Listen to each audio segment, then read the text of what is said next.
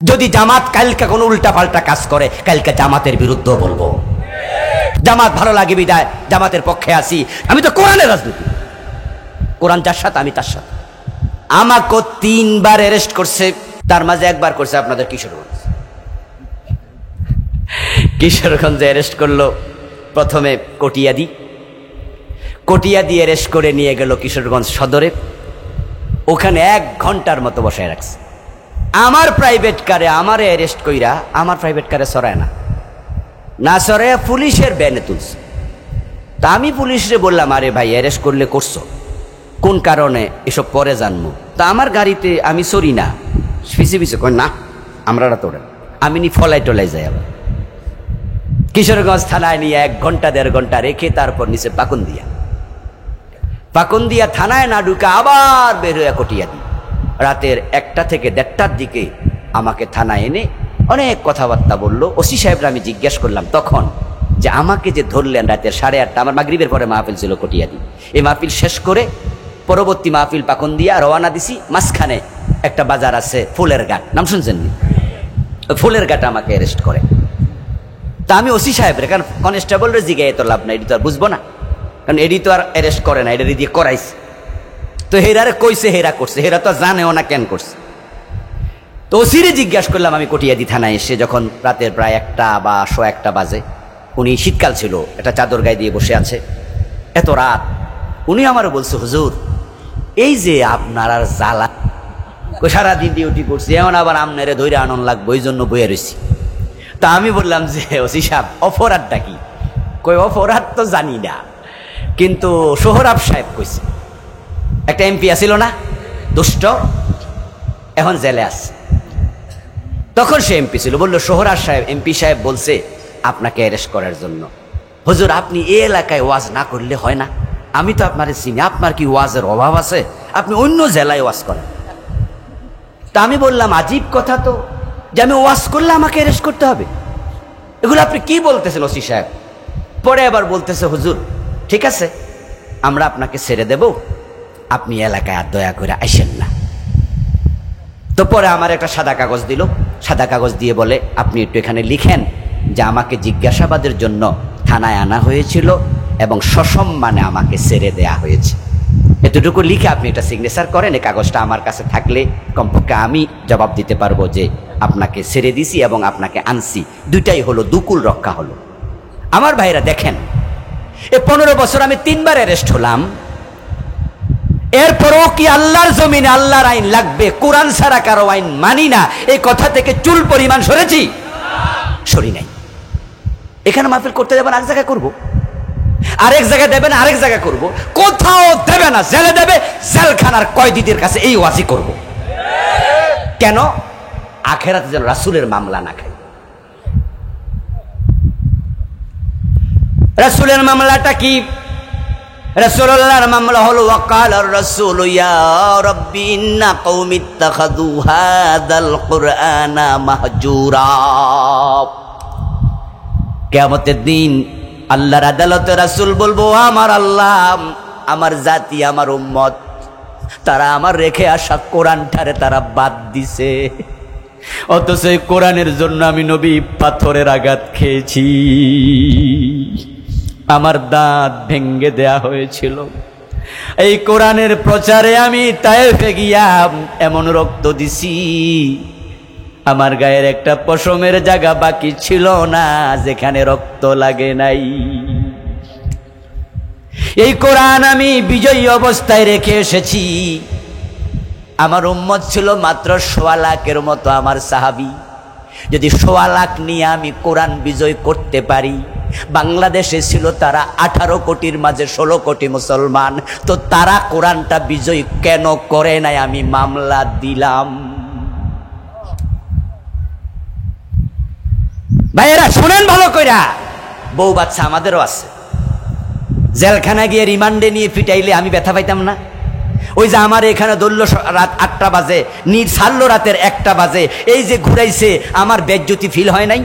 Police আমারে ধরে রাখছে, মানুষ আইয়া দেখতেছে, কারণ আমার তো সবাই চিনে, আরে আজাদ হুজুর রে পুলিশে ধরছে, আমারও তো শরম লাগে।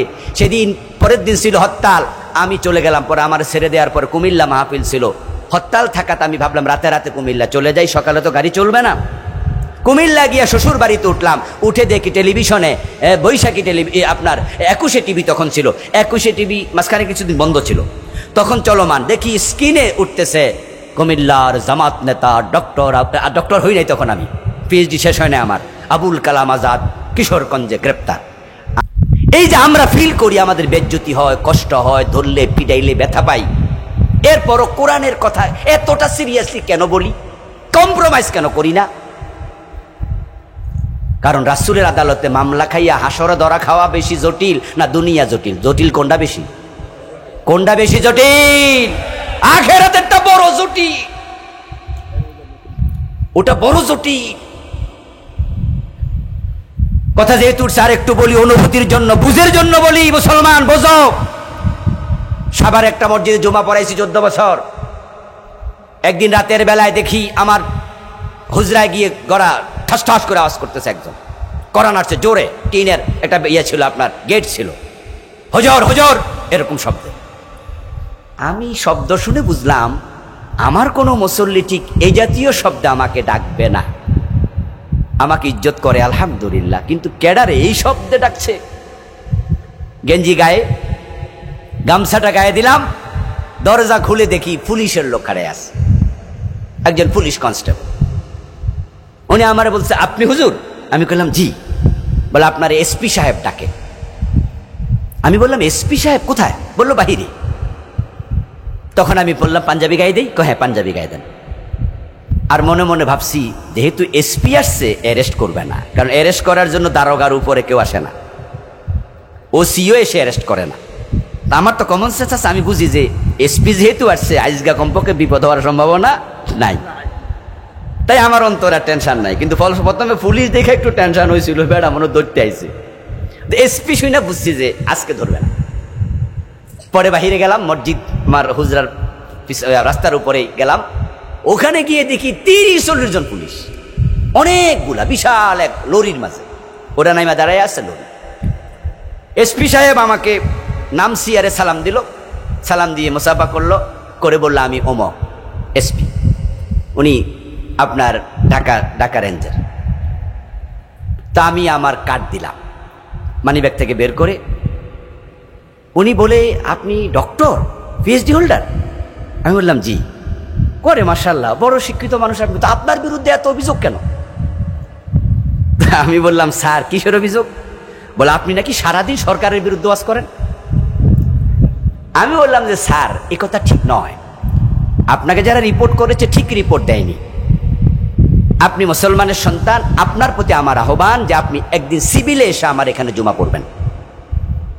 যদি আপনি জুমায় দেখেন যে আমার কথা সরকারের বিরুদ্ধে সারাক্ষণই বলি, তা আপনি আমাকে যাওয়ার সময় অ্যারেস্ট করে নিয়ে যাবেন আপনার কনস্টেবলকে দিয়ে। আসলে বাস্তবতা হলো স্যার আমি কোরআনের পক্ষে বলি এবং শক্তভাবে বলি, আমি স্যার দিয়ে কথা বলতে অভ্যস্ত নই। আর আমার কথাটা জালেমের বিরুদ্ধে যায়, আর অন্যায় করছে সরকার, তা সরকারের বিরুদ্ধে যাচ্ছে। অন্যায় আমার বাবা করলে আমি তার বিরুদ্ধেও বলবো। এখন আপনি বলেন, না বললে আল্লাহ ধরে, বললে আপনি ধরেন, এখন আমি কি করতাম?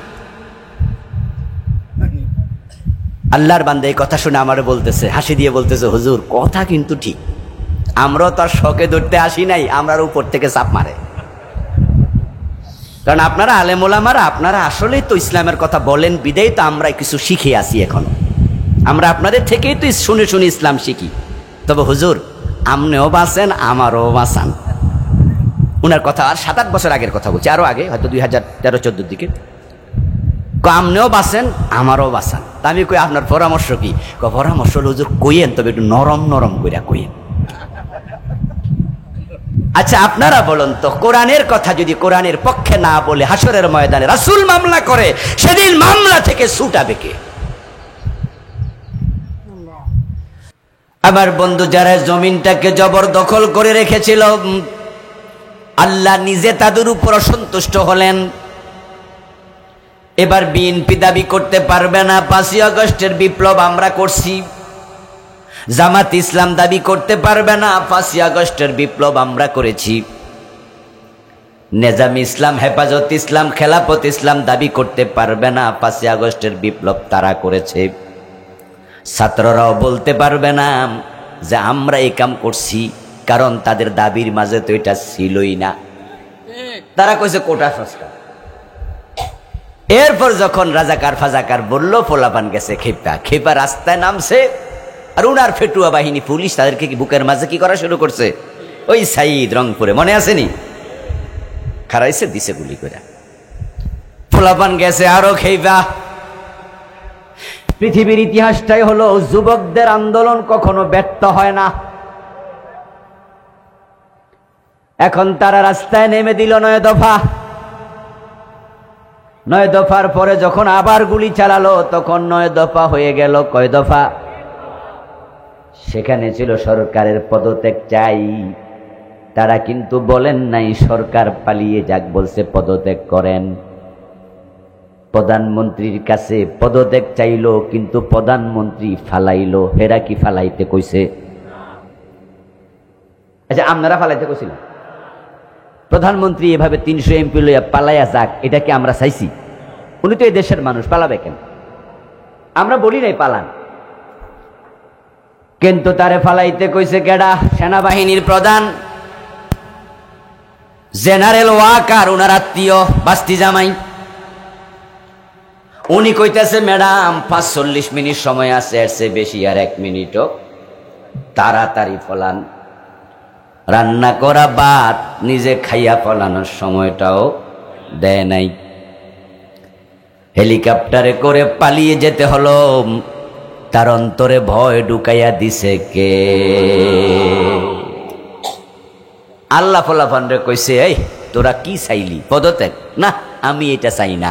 আমি চাই আমার জমিন যারা দখল করেছে, এই জমিনে তাকে থাকতে দেয়া হবে না। এমন ভয় ঢুকাইছে, জান লইয়া পলাইছে।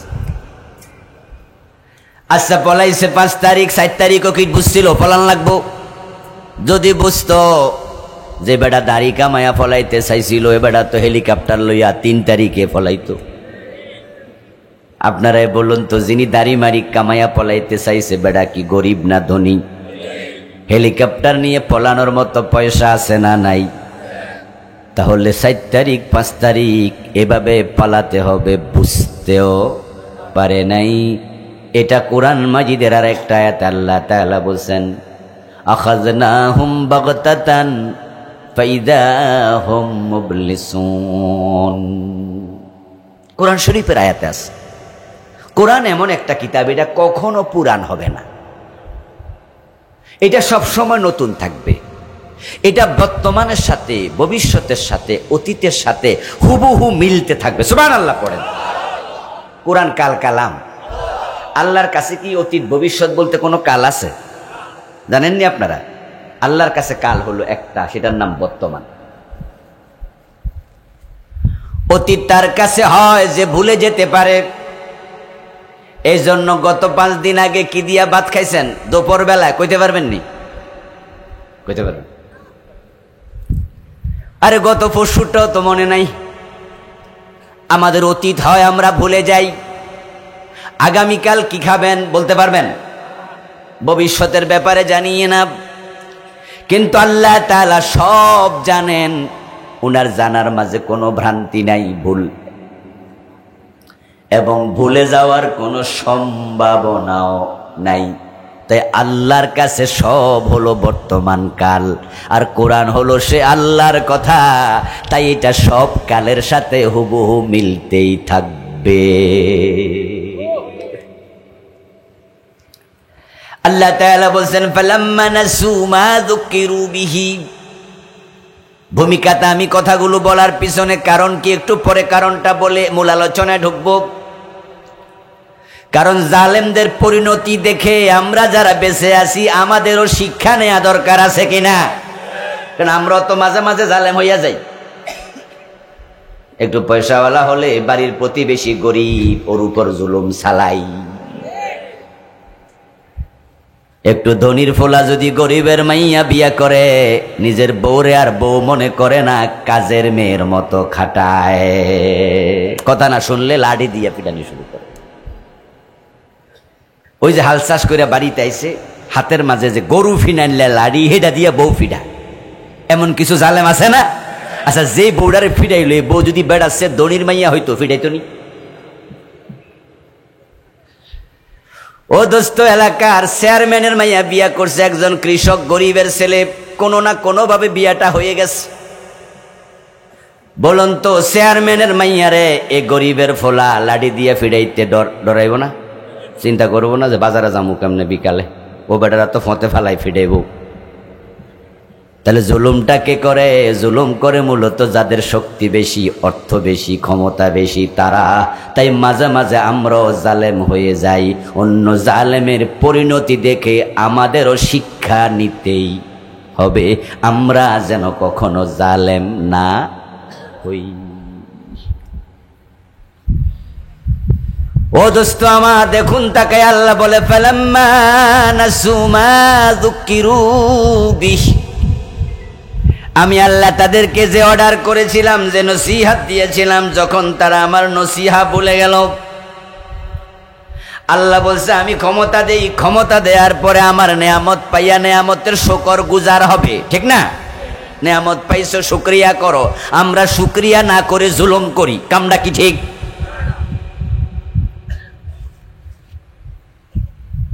আল্লাহ যাকে চায় ক্ষমতা দেয়, যাকে চায় কেড়ে নেন, যাকে চায় টাকা দেয়, যাকে চায় ভিক্ষুক বানায়, যাকে চায় সুস্থ রাখে, যাকে চায় ক্যান্সার দেয়, ঠিক না? এই যে আপনি এখন ভালো আছেন, আধা ঘন্টা পরে ভালো নাও থাকতে।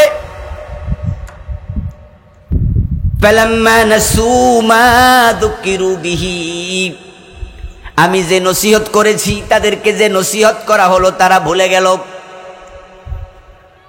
ফাতাহনা আলাইহিম আবওয়াবা কুল্লি শাই, আমি যখন দেখলাম আমার পাওয়া ক্ষমতা পাইয়া, আমার দেয়া ক্ষমতা পাইয়া তারা আমার কথা বন্ধ করে দিছে। আল্লাহর কথা কওয়া যাইব না, চুপ থাকো মিয়া।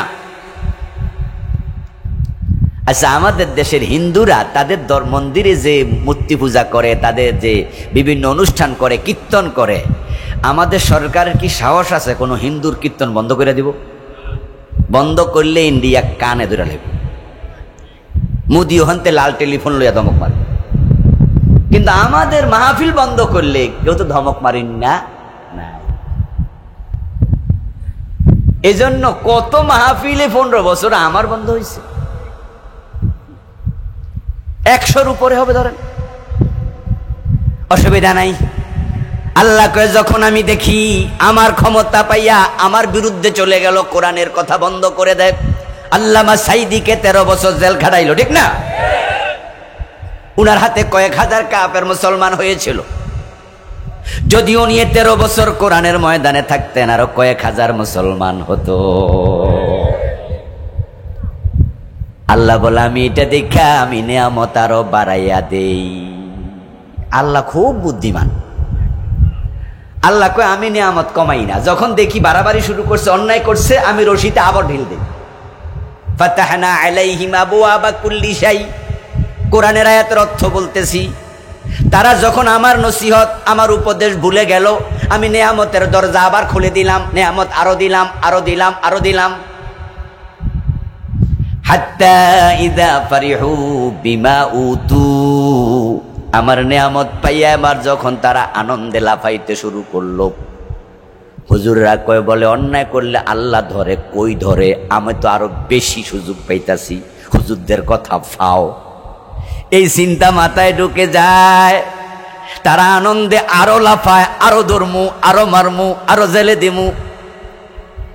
শাপলা চত্বরে 5ই মে ওলামায়ে কেরামরে গুলি কইরা দৌড়াইয়া দিছে। পরে আব্দুর রাজ্জাক তাদের মন্ত্রী সাংবাদিকদের সামনে কি বলছে, এক রাইতে সাফ করে লাইছে। অহংকার কি দেখেন।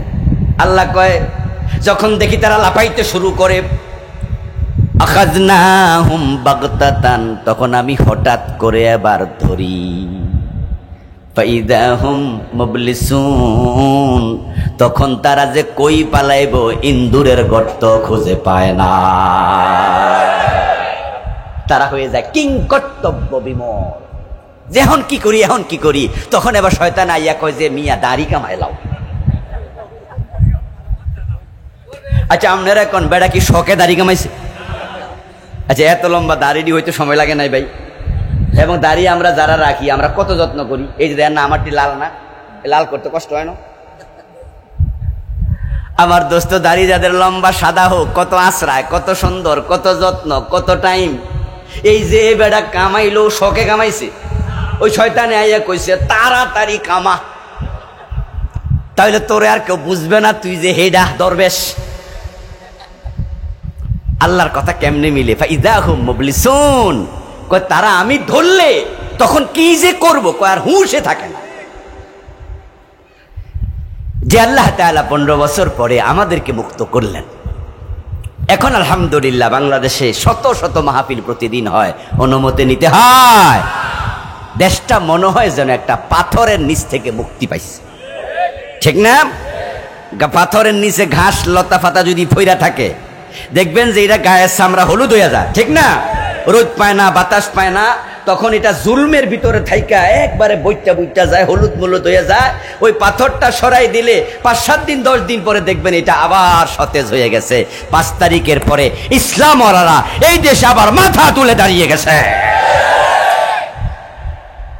এখন ওরা আফসোসে আছে, কষ্টে আছে। আল্লাহ ওদের কষ্ট আরো বাড়াইয়া দেবে। ওরা আল্লাহর কাছে তাওবা করুক, তাওবা না করলে ওদের কপালে আরো দুর্গতি আছে। কারণ এবার যা হয়েছে এমন লজ্জাজনক ঘটনা গত 800 বছরের ভিতরে হয় নাই। 800 বছর আগে রাজা লক্ষণ সেন রাজদরবারের পিছন দিয়া নাকি পলাইছিল। এই 800 বছরে কোনো দেশের নেতা এইভাবে পালায় নাই। পালিয়ে যাওয়ার চেয়ে মরে যাওয়া ভালো, বুঝেন নাই কথা? হ্যাঁ, স্বামীর বাড়িতে স্বামী যদি ফিডা, স্বামী যদি না খাওয়াইয়া রাখে, তারপরও বউ কয় না খাওয়াইলে মারলে বেড়ার বদনাম হবো বেড়া, কিন্তু আমি যদি ফলাই যাই তাহলে মানুষে আমারও কবো ফলাইন না বউ, ঠিক না? ঠিক না? এই জন্য যাদের ইজ্জত আছে তারা কিন্তু ফলাইতে রাজি।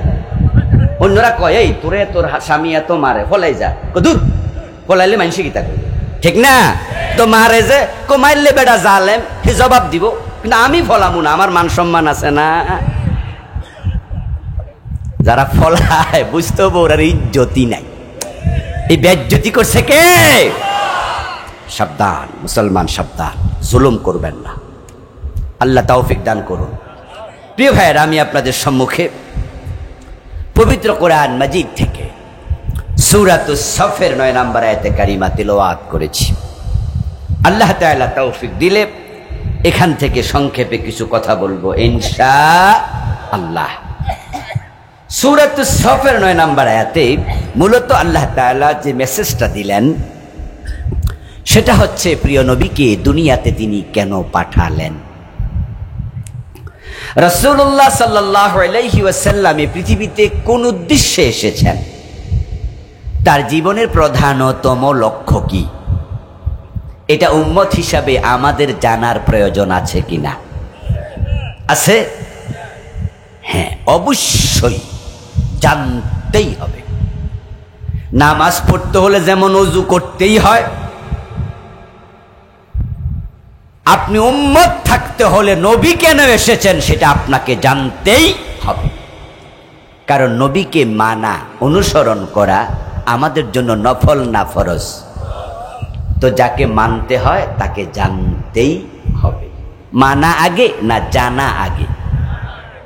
জানা আগে, কারণ না জানলে মানা যাবে না, মানতে ভুল হবে। এই জন্য কোরআন মাজিদ আল্লাহ তাআলা যত আদেশ করেছেন, 1 নাম্বার ছিল ইকরা বিসমি রাব্বিকাল্লাযী খালাক, পড়ো তোমার রবের নামে যিনি সৃষ্টি করেছেন। কেন পড়তে বললেন শুরুতে? বলেননি তো আকিমুস সালাত, নামাজ পড়ো। এই আয়াত দিয়ে কোরআন নাজিল শুরু।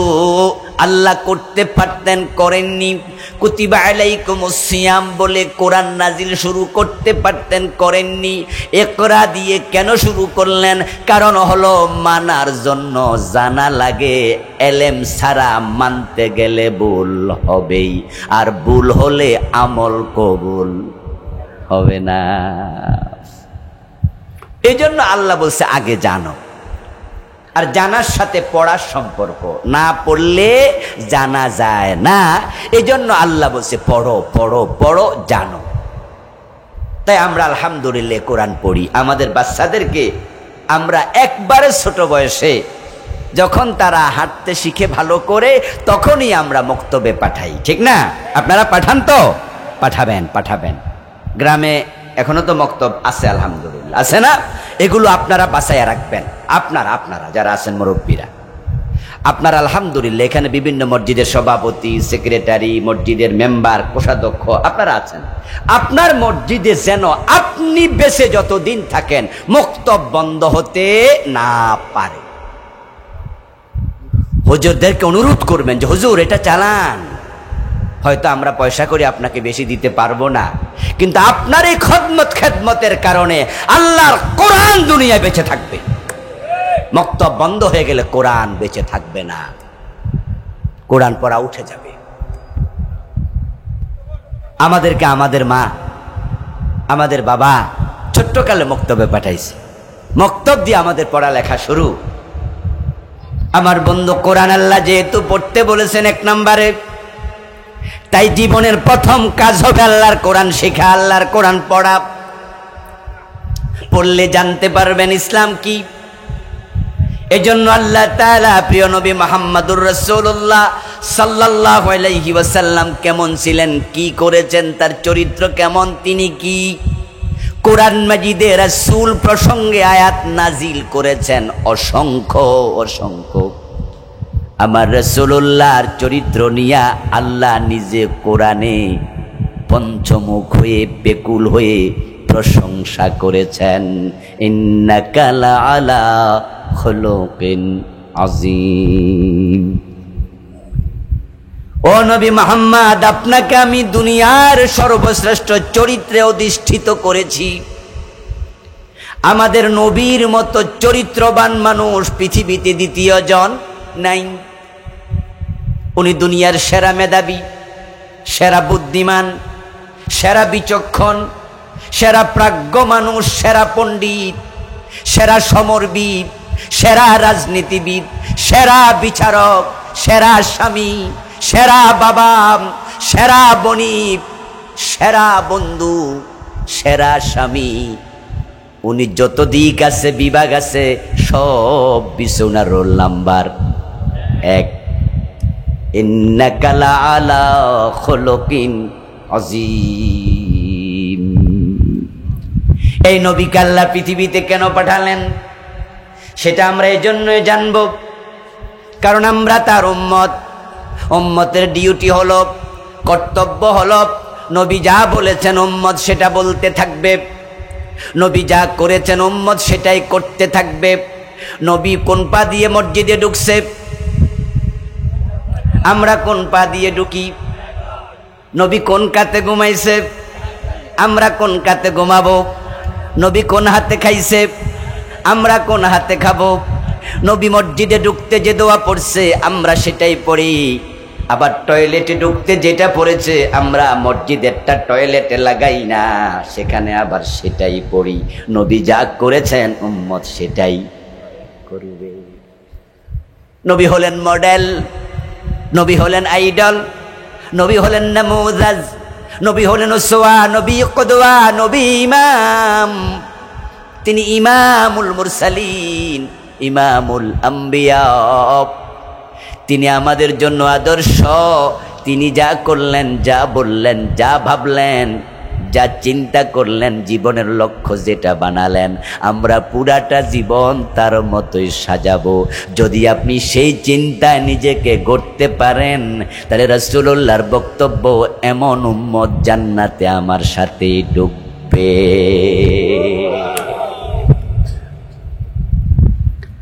قال النبي صلى الله عليه وسلم من أحب سنتي فقد أحبني ومن أحبني كان معي في الجنة। প্রিয় নবীজি বলছেন যে আমার সুন্নাহকে ভালোবাসে সেই আমাকে ভালোবাসে। সুন্নাহ মানে জীবনাচার, সুন্নাহ মানে জীবন চরিত্র, সুন্নাহ মানে কর্মপন্থা, সুন্নাহ মানে কর্মপদ্ধতি, সুন্নাহ মানে শুধু দাড়ি টুপি নয়, পাজামা পাঞ্জাবি নয়, সুন্নাহ মানে হলো রাসূলুল্লাহর পুরাটা জীবন। সুবহানাল্লাহ। মান আহাব্বা সুন্নতি ফাকাদ আহাব্বানি, যে আমার সুন্নাহকে ভালোবাসে সে আমাকে ভালোবাসে। এরপর এবার বললেন ওয়ামান আহাব্বানি কানা মাই ফিল জান্নাহ, যে আমার সুন্নাহকে ভালোবেসে আমার সুন্নাহ মোতাবেক জীবনটা সাজাবে ওই ব্যক্তি জান্নাতে আমার সাথে ঢুকবে। আমার ভাইয়েরা, জান্নাতে যদি আপনারা যেতে চান রাসূলকে অনুসরণের কোনো বিকল্প নাই। এখন প্রিয় নবীর জীবনের লক্ষ্য কি, এটা যদি না জানেন তাহলে জীবনের লক্ষ্য কেমনে মিলাবেন? লক্ষ্য মানে টার্গেট, লক্ষ্য মানে অভিষ্ট, সামনে যেটা থাকবে। আপনি আপনার জীবন কোন দিকে নিতে চান এটাই হলো লক্ষ্য। আলোকে বাকি কাজ হবে। যেই ছেলে ডাক্তার হওয়ার চিন্তা করছে সে ইঞ্জিনিয়ারিং কলেজে ভর্তি হইলে কি ডাক্তার হতে পারবে? তাহলে আগে ভাববে কি হব, আমি হব ডাক্তার। তাহলে মেডিকেলের কোচিং করো, ইন্টারমিডিয়েট পাস করার পরে কে কি হবে প্ল্যান হয়। এসএসসি পাস করার পরে, আলিম পাস করার পরে। তো আমরা বলি আমাদের সন্তানদেরকে, বাবা আলিম পাস তো করলা, ইন্টারমিডিয়েট পাস করলাম, এখন তোমার লক্ষ্য কি? বলে আব্বা আমি ডাক্তার হতে চাই। তাহলে যাও মেডিকেল কোচিংয়ে ভর্তি হও। বলে আব্বা আমি ইঞ্জিনিয়ার হতে চাই। তাহলে বলি তাহলে ইঞ্জিনিয়ারিং এর কোচিংয়ে ভর্তি হও। আব্বা আমি ডাক্তার ইঞ্জিনিয়ার হব না, ইউনিভার্সিটিতে পড়তে চাই, ঢাকা ইউনিভার্সিটি, তাহলে ফোকাস কোচিংয়ে ভর্তি হও। না আব্বা আমি মাওলানা হব, তাহলে বলি আবার মাদ্রাসায় ফাজেলে ভর্তি হও, অনার্সে। ঠিক না? লক্ষ্যের আলোকে কাজ। কাজ আগে না লক্ষ্য আগে? আগে লক্ষ্য তারপরে কাজ। এখন নবী মুহাম্মাদের জীবনের লক্ষ্যের সাথে যদি আপনার জীবনের লক্ষ্য না মিলে আপনি কি কাম করবেন এটা তো নিজে বুঝবেনই না। এই ঘাটতির কারণেই তো 92% মুসলমানের দেশে ইসলাম পাওয়া যায় না। কারণ বাংলাদেশের মুসলমান নামাজ রোজা হজ যাকাত টুপি দাড়ি পাজামা পাঞ্জাবি হালাল হারাম বোরকা পড়া পদ্মা পুশিদা বুঝেছে, কিন্তু একটা জায়গায় খুব দুর্বল, সেটা হচ্ছে রাসূলের জীবনের লক্ষ্য কি, ওটা অনেকে বুঝেই নাই। অনেক আলেম ওলামা পর্যন্ত না বুঝার কারণে তো পীর সাহেবের জীবনের লক্ষ্য হলো মুরিদ বাড়ানো,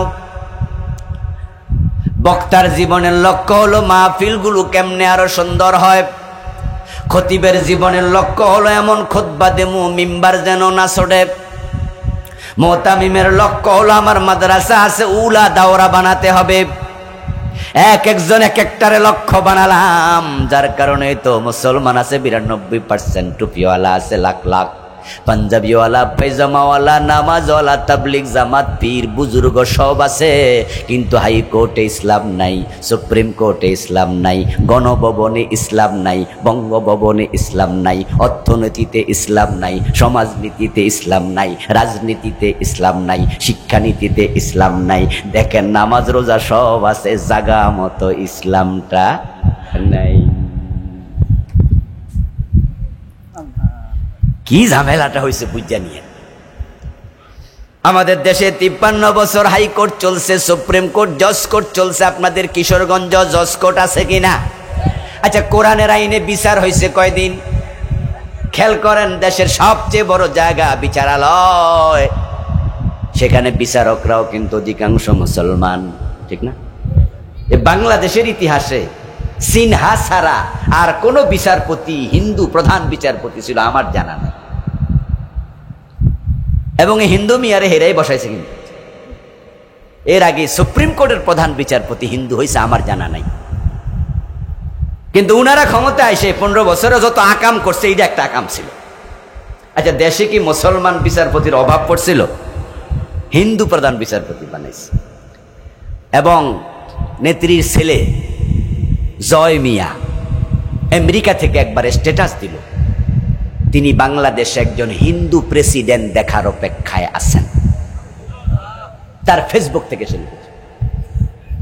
হিন্দু প্রধান বিচারপতি বানানোর কিছুদিন পরে জয় তার নিজের ফেসবুকে স্ট্যাটাস লিখেছে, যে সে বাংলাদেশে হিন্দু প্রেসিডেন্ট দেখার অপেক্ষায় আছে। আমরা হিন্দুদের সাথে দেশে সংঘাত করি না, বরং হিন্দু মুসলমান বৌদ্ধ খ্রিস্টান আমরা এক বাজারের খরচা খাই, ঠিক না? আমরা মাথার চুল কাটার জন্য হিন্দু সেলুনের কাছে যাইতে আমরা দ্বিধা করি না, বরং আমরা গিয়ে বলি দাদা কেমন আছেন, ওরা আমাদেরকে বলে হুজুর আদব। আমরা খোলা মনে একসাথ হই। হিন্দু মহিলা ভিক্ষা চাইলে আমরা ভিক্ষা দেই না? তাদের সাথে আমাদের দ্বন্দ্ব নাই, তারা আমাদের দেশের নাগরিক, তাদেরকে আমরা অন্যের মতোই ভালোবাসি। কিন্তু তারা কি চাইলো? তারা চাইলো দেশটাকে হিন্দুদের অধীনে দিয়ে দিতে। এই জন্য দেখবেন শিক্ষা বোর্ডের হিসাব নেন, প্রায় জায়গাতে হিন্দু হলো চেয়ারম্যান। সারা দেশে ওসি কয়জন? হিসাব নেন, 500 যদি ওসি হয় 150 থেকে 200 হিন্দু। বড় বড় যত অফিসার, সে জায়গায় দেখবেন যে 100 জনের মাঝে 30-40 জন হিন্দু, অথচ হিন্দু আছেই তো বাংলাদেশে 3%, 4%। তাহলে তাদের পার্সেন্টেজের আলোকে তারা যদি নেতা হয়, অফিসার হয়, এমপি, আমাদের আপত্তি নাই, কিন্তু তারা পার্সেন্টেজ হলো 3-4, কিন্তু চাকরির ক্ষেত্রে যাইয়া 30, 40, 50। এর মানে হলো হিন্দুদের অধীনে আমাদেরকে দেয়ার ষড়যন্ত্র হয়েছে। আচ্ছা ভাইয়েরা, ভাববেন না যে হুজুররা মনে এইসব কথা মনে আকাশ থেকে হাওয়া থেকে কয়। আপনারা আমার সামনে যারা আছেন, আজকে বাড়ি যাবেন, যদি আপনাদের বাড়িতে ক্লাস 6-7 মাদ্রাসায় পড়ুয়া স্টুডেন্ট থাকে, ছেলে হোক আর মেয়ে হোক, আপনিও তাদের বই খুলে দেখবেন, মাদ্রাসার বইতে দোতারা, সেতারা, হাফ প্যান্ট পরা মাইয়ার ছবি মাদ্রাসার বইতে মন্দিরের ছবি ঢুকাই দিচ্ছে। এইবার 2024। আচ্ছা আপনারা একটু বলুন তো, মাদ্রাসাকে কোনো হিন্দু পড়ে? কথা বলেন না কেন ভাইয়া? বলেন না একটু, হিন্দু পড়ে? আচ্ছা তাহলে মাদ্রাসার বইতে মন্দির ঢুকবে কেন? হ্যাঁ, স্কুলের বইতে যদি মন্দির দেয়, আমরা বলবো স্কুলে 2-4 জন হিন্দুও তো পড়ে। তো স্কুলে যেহেতু হিন্দু আছে, বৌদ্ধ আছে, তাহলে স্কুলের বইতে মসজিদের ছবি থাকবে, মুসলমান আছে, মন্দিরের ছবি থাকবে, হিন্দু বাচ্চা আছে, পেগোডার ছবি থাকবে, বৌদ্ধের বাচ্চা আছে, গির্জার ছবি থাকবে, খ্রিস্টানের বাচ্চা আছে। দ্যাটস ওকে, আমাদের আপত্তি নাই। কিন্তু মাদ্রাসা তো হিন্দু নাই, তো এখানে মন্দির ঢুকলো কেন?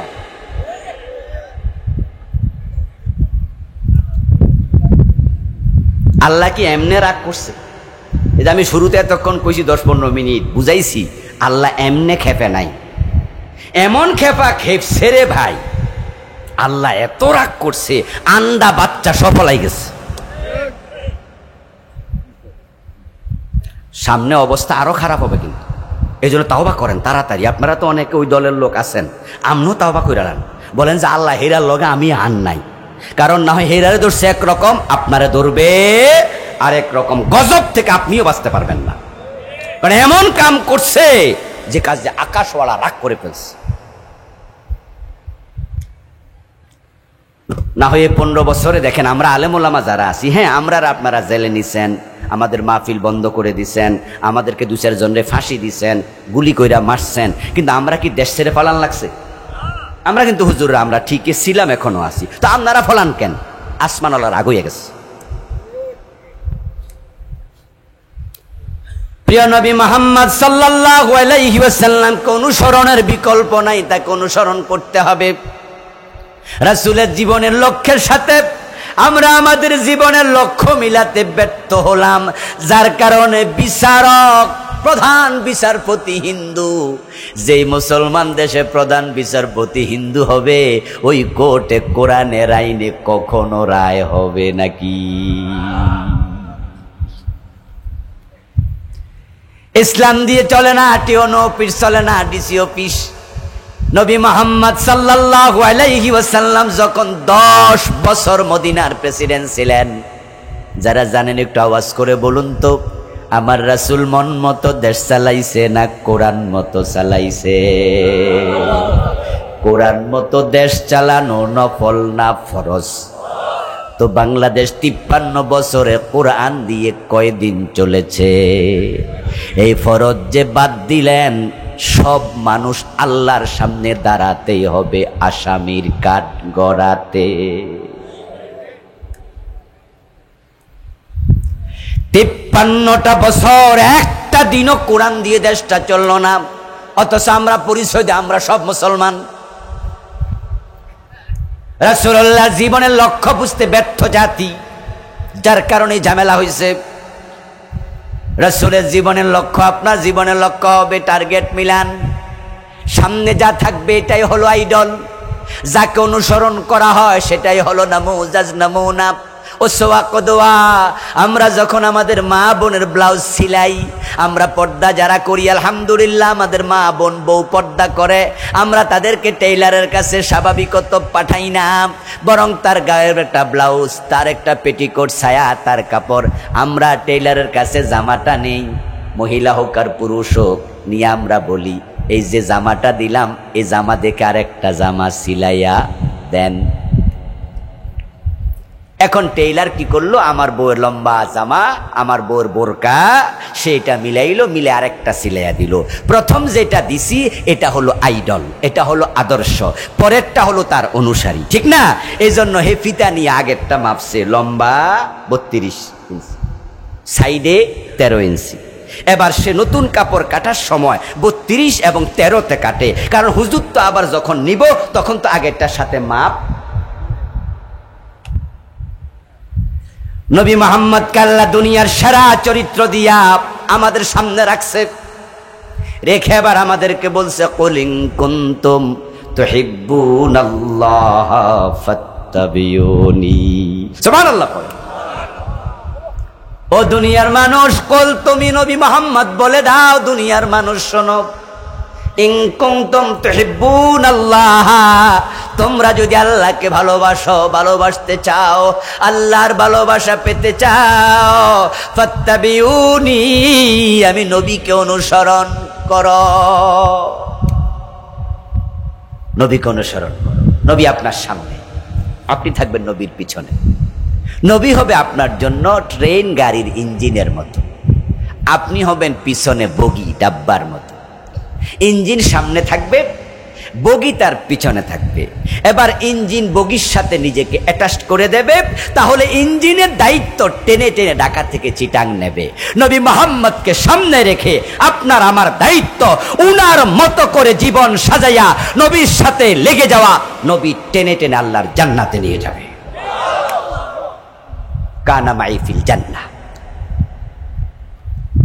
আর যদি আপনি মনে করেন যে না হুজুর ওয়াজ করুক, শুনতে আইছি, শুনছি, আমি আগে যখন যেমন ছিলাম এখনো তেমনই আছি, তা আপনার পথ ভিন্ন। প্রিয় নবীজি জানতেন আমার এই জাতীয় উম্মতি বেশি হবে, তাই তিনি বলছে আমার উম্মত সব কিন্তু জান্নাতি না, আমার উম্মত হবে 73 দল, তার মাঝে জান্নাতে যাবে মাত্র। তাহলে উল্টা পাল্টা উম্মতি বেশি। আচ্ছা, এখানে আজকের মাহফিলে যারা আছেন টাকনুর নিচে কাপড় আছে এমন লোক এখানে নাই? আচ্ছা, রাসূল টাকনুর নিচে কাপড় পরছে কয়দিন? আল্লাহর নবী দাড়ি কামাইছে কয়দিন? উনি সুদে টাকা লাগাইছে কয়দিন? উনি গোশ খাইছে কয়দিন? ওনার মেয়ে বউ বেপর্দায় বাজারে গেছে কয়দিন? কিন্তু আমরা হাজি, আমার বউ বেপর্দায় বাজারে যায়, আমি নামাজি, আমার মেয়েটা বোরকা ছাড়া কলেজে যায়, এমন আছে না নাই? 5 ওয়াক্ত নামাজ পড়ে সুদে টাকা লাগাইয়া বসে আছে। আপনি ভালো মানুষ, কিন্তু আপনার চরিত্র রাসূলের সাথে মিলে না। এই যে মিলে না, এ নিয়ে আপনার কোনো টেনশনও নেই। আপনি মনে করছেন যে এই গত জুমা পড়ছেন? কয় হ্যাঁ হুজুর, জুমা আলহামদুলিল্লাহ পড়ছি। তো আজকে জোহর পড়ছেন নি? কয় হ্যাঁ হুজুর। কেন পড়লেন না? জবাব কি? জবাব দেয় না, কিন্তু একটা জবাব আছে। ভালো লাগছে জুমা পড়ছি, ভালো লাগে নাই জোহর পড়ি নাই। জুমায় আছে ওয়াক্তিয়া নাই, জোহরে আছে আসরে নাই, মাগরিবে আছে এশায় নাই। ভালো লাগলে মসজিদে যায়, ভালো না লাগলে যায় না। 4 ওয়াক্ত পরে ফজরের টাইমে ওঠে না, এমন মুসল্লি আসেনি? একে আল্লাহর গোলাম না নফসের গোলাম? আল্লাহর গোলাম যদি আপনি হতেন, শুধু অসুস্থতা নয়, ভালো লাগা না লাগা তো বহুত পরে, যে আপনি এত অসুস্থ উঠতেই পারেন না, আপনি তখনও বলতেন যে আমার একটু উজুটা করায় দাও, আমি তো বসতে পারি না, আমি শুইয়া শুইয়া ইশারায় নামাজ পড়বো। আলহামদুলিল্লাহ, হাসপাতালের বেডে শুইয়া শুইয়া নামাজ পড়ে এমন নামাজিও 2-4 জন আছে না নাই? কারণ সে তো আল্লাহর গোলাম, সে জানে যে নামাজ ছাড়ার তো কোনো অধিকার আমার নাই। শুনেন, চাকরি যদি করেন বুঝা শুনা করেন, চাকরি কিন্তু বেশি দিন থাকবো না ফাইজলামি করলে। এই যে আমি এখন আজকে মাহফিলে আসছি, তো আমি ঢাকা থেকে যেহেতু আসছি, আমি তো একটা প্রাইভেট কার নিয়ে আসা লাগবে না? নয় আমি তো আসতে পারবো না, ক্লাস করে আসা, আবার যাইয়া ঢাকা আর একটা মাহফিল করা, তো আমার একটা প্রাইভেট কার লাগে। আপনি করলে আপনারও লাগতো। প্রাইভেট কার ড্রাইভার লাগবে না? আচ্ছা, যে ড্রাইভারকে আমি চাকরি দিলাম, আজকে সকালে রওনা দিয়ে আমি হেরে বললাম যে আমি কিন্তু কিশোরগঞ্জ যাবো, চলো। এ যদি হুজুর ভালো লাগে না, আজকে যাবো না হুজুর, কথা কিন্তু বুঝেন আপনি।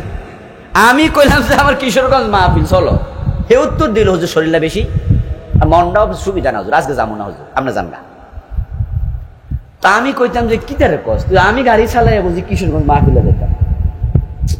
আচ্ছা যাবি না? কয় না হুজুর আমার ভালো লাগে। তো রেডিমেড যদি আমি ড্রাইভার নাও পাই, আলহামদুলিল্লাহ আমি ড্রাইভিং জানি, ধরেন আমি চালায় চলে আসলাম। আগামীকালকে আবার তাকে যাই বললাম, ও ড্রাইভার সাহেব, কালকে তো খারাপ ছিল শরীর, আজকে যাইবানি, আজকে তো মাহফিল আছে আমার কুমিল্লা। বলে হুজুর আজকেও সুবিধা না, শরীর যাইতাম না, চাকরি রাখবো নি? এই কথা বলেন, আমি চাকরি রাখবো? তা আপনি যে জোহরে আছেন আসরে নাই, মাগরিবে আছেন এশায় নাই, বউ যে বেপরদায় চলে, নিজেদের সুদ খান, গোশ খান, মনে যা চায় তাই করেন, আল্লাহর কথার বাহিরে চলেন, আপনার গোলামি আছে তো? গোলামি আছে তো?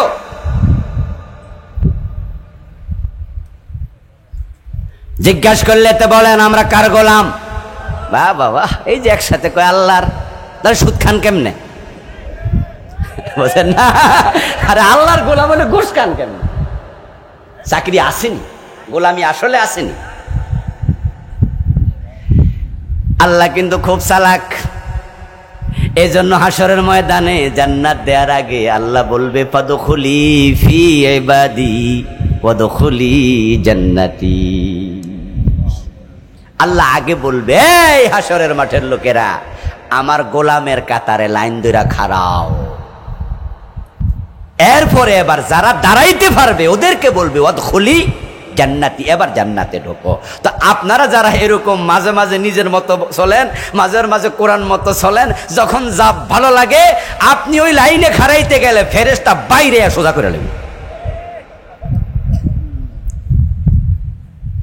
আপনি যখন ভাববেন যে আল্লাহ কইছে গোলামের খাতারে দাঁড়াও, তাহলে বোঝা গেল মনে কিছু একটা দিব, তাড়াতাড়ি দৌড় মারবেন, ফেরেশতা চাবুক দিয়া পিটাবে, তুই কই যাস রে, তুই কোথায় যাস? তোর মেয়েটা স্কুলে গেছিল, বোরকা সিলে দিছিলি? আচ্ছা, আপনার যুবতী মেয়ে ক্লাস 6-7 ওঠে, তখন তো মেয়েদের চেহারা সৌন্দর্য বাড়ে, তার চুলের সৌন্দর্য বাড়ে। চুলগুলা ছোট ছিল, মেয়ে যখন বড় হয় আস্তে আস্তে লম্বা হয়। আমাদের মেয়েদেরকে আমরা সাজায় গোজায় রাখি, তার চুল দেখতে একটু সিল্কি হয়, সুন্দর হয়, চেহারা ফোটে, তার বুকের সৌন্দর্য, দেহের সৌন্দর্য বাড়ে। আপনার উচিত নয় কি আপনার কলিজার টুকরার সৌন্দর্য পর পুরুষ থেকে ঢেকে রাখার ব্যবস্থা করা? উচিত নয় কি এটা? কিন্তু আপনি সেটা করেন নাই, বরং আপনার দেয়া টাকা দিয়া আরো চুল ভালো কইরা, শ্যাম্পু টেম্পু কইরা, লিপস্টিক ইলাস্টিক যা দরকার সব লাগাইয়া আপনার মেয়ে বুকের সৌন্দর্য, গায়ের সৌন্দর্য, চুলের সৌন্দর্য দেখাইয়া হেঁটে যাচ্ছে। রাস্তার পাশ থেকে পুরুষেরা, যুবকেরা তাকাচ্ছে, যতজন তাকাচ্ছে ততটা কবিরা গুনাহ মেয়ের আমল নামায় যোগ হচ্ছে। আপনি বাবা, আপনি দায়ুস, আপনার স্ত্রী বেপর্দায় চলে, আপনি পর্দা করার নাই, আপনি দায়ুস।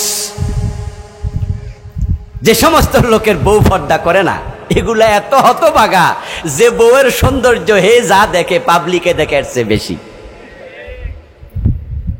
কারণ কি জানেননি? কারণ হচ্ছে আমাদের বউয়েরা যারা বাহিরে চলে, তারা কি ঘরের মাঝে বেশি সাজে না বাইরে অসময় বেশি সাজে? এই হেসা কথা কওয়া লাগবো কিন্তু। যাদের বউ বেপর্দায় চলে, অফিস আদালতে যায়, মার্কেট টার্কেটে যায়, তারা কি ঘরে লিপস্টিক দিয়া ঘোরে না বাইরে যাওয়ার সময় দেয়? সাজেটা কোন সময়? তো জামাইয়ের কাছে যখন আছে তখন কিন্তু লিপস্টিক দেয় নাই, এই লিপস্টিক দিছে অফিসে যাওয়ার সময়। লিপস্টিক কিনা দিল কেডা, আর সৌন্দর্য দেখলো কেডা? কি হতো বাগা। আর আলহামদুলিল্লাহ আমরা যারা বউ পর্দা করাই, আমরা কিন্তু এখানে 100% হক পাই। কারণ আমরাও তো লিপস্টিক কিনা দেই না নাকি? হুজুর হওয়ার কারণে দেই না নাকি? আমরাও দিই, বরং আমরা বিদেশ থেকে নিয়ে আসি পারফিউম। আপনারা যেটা অনেকে দিতেই পারেন না, তা আমরা অনেক দামি পারফিউম দিই আলহামদুলিল্লাহ। কিন্তু আমার বউ বাইরে যাওয়ার সময় ভাবে, আচ্ছা আমি এই টাইমে লিপস্টিক দিয়ে লাভটা কি? আমি তো বোরকা গাই, কি আমি নাকা ফরে ফেলবো না? তো আমি যদি ন্যাকাবে ফরি তো ভিতরে লিপস্টিক এটা দিয়ে আস কি ন্যাকাবে দেখবো নাকি? তা আমার বউ ভাবে যে আমি তো বাইরে যাচ্ছি, তাহলে এই টাইমে আমার লিপস্টিক দেওয়ার প্রয়োজন নাই, এই টাইমে আমার খুব সাজুগুজু দরকার নাই, আমার পারফিউম স্প্রে করা দরকার নাই, আমি তো বাহিরে যাচ্ছি, আমি তো বোরকাওয়ালা, তা আমারও তো কেউ দেখবে না। বরং আমি যখন ঘরে থাকবো, রাতে আমার হাজব্যান্ড ফিরবে, উনার কেনা লিপস্টিক দিয়া উনার সামনে দাঁড়াবো, ঠিক কিনা? তা আমরা সৌভাগ্যবান, তোরা হতভাগা। তোরাটা রিক্সাওয়ালা দিকে মজা নেয়। এখন যেই স্বামীনার নিজের বউটাকে বেপরদায় রাস্তায় ছেড়ে দিল, পর পুরুষ দেখলো, এই স্বামীটা হাসরের দিন আল্লাহর আদালতে আসামি হবে। কারণ তুমি দায়ুস। যে স্বামীর বউ পর্দা করে না সেই স্বামী দায়ুস, যে মেয়ে পর্দা করে না তার বাবা দায়ুস, যে বোন পর্দা করে না তার বড় ভাই দায়ুস। দায়ুস কিন্তু নারী হয় না, দায়ুস হলো পুরুষবাচক শব্দ। قال رسول الله صلى الله عليه وسلم الديوس لا يدخل الجنة يدخل واحد মুযাক্কারে গায়েবের সিগা, এটা পুরুষবাচক শব্দ। দায়ুস জান্নাতে যাবে না। তাই অধীনস্থ মহিলাকে যদি পর্দায় না রাখো, ও হাজি ও নামাজি, তোমার মেয়ে তোমার বউ তোমার বোনের কারণে তুমি দায়ুস হইয়া জাহান্নামী হবা। প্রিয় নবীজি সাল্লাল্লাহু আলাইহি ওয়াসাল্লাম হলো ট্রেনের ইঞ্জিনের মতো, আমরা বগির মতো। এখন রাসূলুল্লাহ জীবনের লক্ষ্যের সাথে আমাদের জীবনের লক্ষ্য মিলানোর প্রয়োজন আছে কিনা? কি লক্ষ্য রাসূলের জীবনে ছিল? আল্লাহ তাআলা সূরাতুস সফের 9 নম্বর আয়াতে বলেন, লিইউযহিরাহু আলাদ্দীনি কুল্লিহি, আমি আমার নবীকে কোরআন দিয়া দ্বীনে হক দিয়া পাঠাইছি। আমার উদ্দেশ্য হলো আমার নবী মুহাম্মদ সমাজের মাঝে রাষ্ট্রের মাঝে কোরআনের বিজয় করে দেবেন।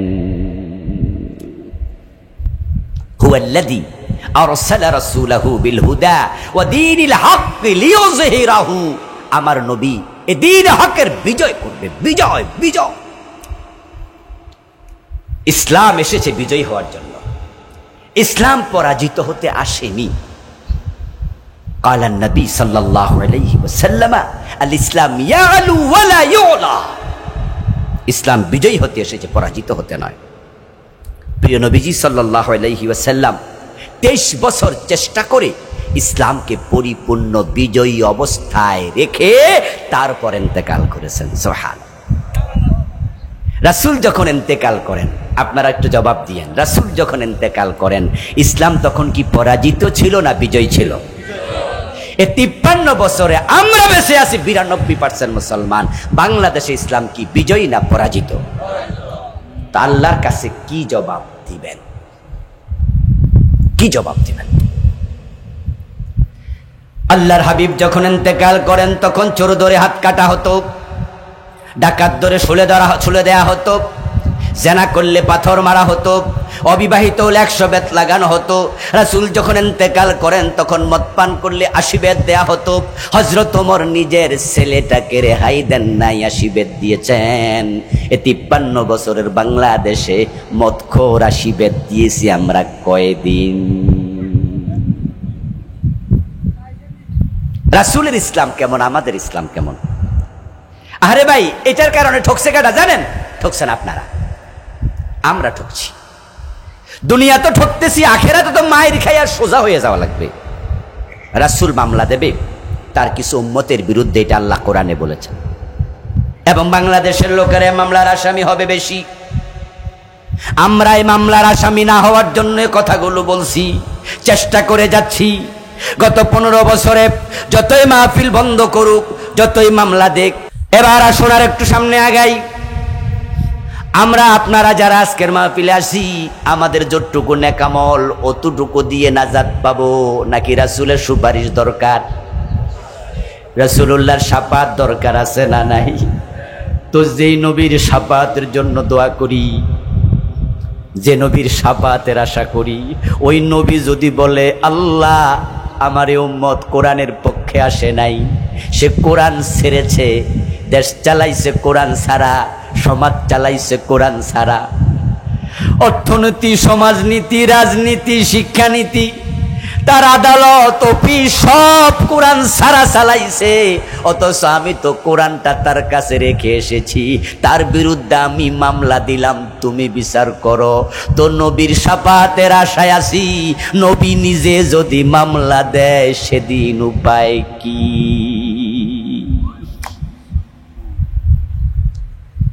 আপনার কবরে আমি যাব না, আমার কবরে আপনি যাবেন না। প্রত্যেকের আমল, প্রত্যেকের কবর। আখেরাতে মুক্তি পেতে চাইলে নবী মুহাম্মদের মতো দিন বিজয়ের জন্য কাজ করা দরকার আছে না নাই? আপনাকে করতে হবে কাজ। এবার আল্লাহ সুযোগ দিয়েছে, এবারে কিন্তু স্পেশাল সুযোগ, মনে রাখেন। 2024-এর 5ই আগস্টের বিপ্লব আল্লাহ করাইয়া দিছে, এটা আল্লাহ নিজে করাইছে। সুযোগ বারবার আসে না। 53 বছর পরে এবার এসেছে পুরা সংবিধান বাদ দিয়া কোরআনকে সংবিধান বানানোর সুযোগ। আমার প্রিয় ভাইরা, অলরেডি এই সংবিধানের অনেকগুলো ধারা কিন্তু মুলতবি হয়ে গেছে। যেমন প্রধানমন্ত্রীর সাথে যে ধারাগুলো আছে, এখন সেই ধারাগুলো কি চলমান না মুলতবি? মন্ত্রী পরিষদের সাথে যে ধারাগুলো রিলেটেড, এগুলো কি চলমান না মুলতবি? 300 এমপির সাথে চলমান ধারাগুলো চলমান না মুলতবি? তাহলে অনেকগুলো তো মুলতবি আছে। এখন আমরা 92% একটু মাথা উঁচু করে যদি আমরা বলতে পারি বাকিগুলা মুলতবি করে দাও, ডক্টর কামাল মিয়ার লেখা সংবিধান দরকার নাই, কোরআনকেই সংবিধান বানাতে হবে। সুযোগ আছে না নাই? সুযোগ আছে না নাই? ক্ষমতা বিএনপি আসুক, ক্ষমতায় জাতীয় পার্টি আসুক, ক্ষমতায় আওয়ামী লীগ আসুক, ক্ষমতায় জামাত ইসলাম আসুক, ঘুরে ফিরে তো আমরাই, নাকি? আমরা 92%। এই যে আপনাদের বাড়ির পাশে বড় মসজিদ আছে, পুরাতন মসজিদ, 100 বছর আগের মসজিদ, এমন মসজিদ কিশোরগঞ্জে নাই? আচ্ছা, 100 বছরে কি একজন ইমাম ছিল না? চেঞ্জ হয়েছে। কিন্তু মাগরিবের ফরজ 3 রাকাত কি চেঞ্জ হয়েছে? ইমাম চেঞ্জ হয়। মাগরিব, জোহর, আসর, মাগরিব, এশা, ফরজ, সুন্নাহ চেঞ্জ হবে না। এগুলো বিধিবদ্ধ। কোরআনকে একবার সংবিধান বানায়া সংসদে পাঠায়া দাও, দল চেঞ্জ হবে, আইন কখনো আর চেঞ্জ হবে না। ঠকছি আমরা, কোরআনের আইন আসে নাই, না আসার কারণে দেশের টাকা চুরি কইরা কানাডা বেগম পাড়া বানায়। যদি কোরআন থাকতো হাত কেটে দিত, চুরি বন্ধ হয়ে যেত। আজ চুরি যদি বন্ধ করা যায়, সোনার বাংলা বানাতে বেশি দিন লাগবে না।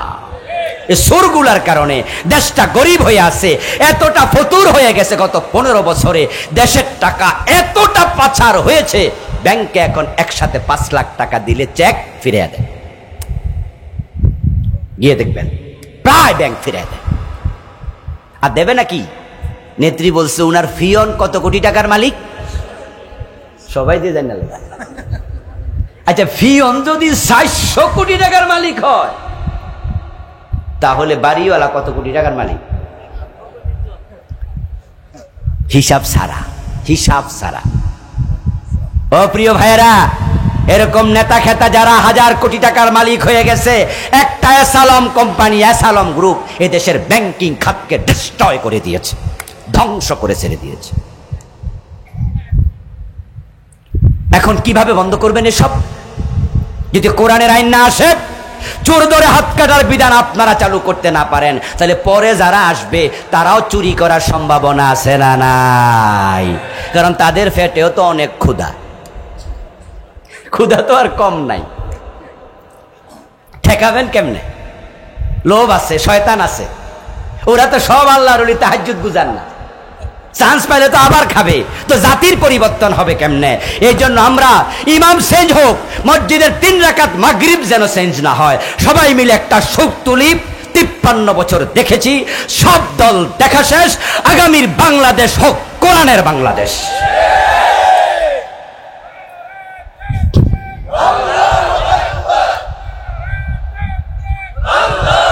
হতে পারে কিনা? হতে পারে।